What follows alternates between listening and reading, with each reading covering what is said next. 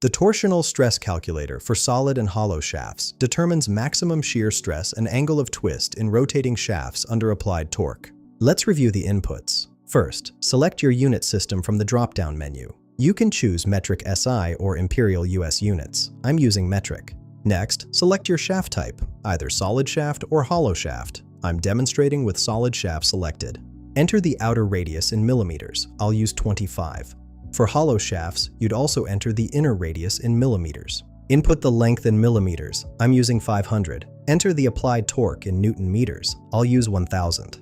Finally, input the shear modulus in gigapascals. I'm entering 80. After clicking Calculate Torsional Stress, here are the results. The maximum shear stress is 40.74 megapascals, telling us the highest stress in the shaft material. The angle of twist shows 0.01-0186 radians, which equals 0.5836 degrees. This indicates how much the shaft rotates along its length.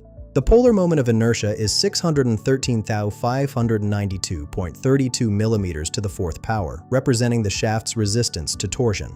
This calculator helps engineers ensure shafts won't fail under operational torque. Find the link in the description below.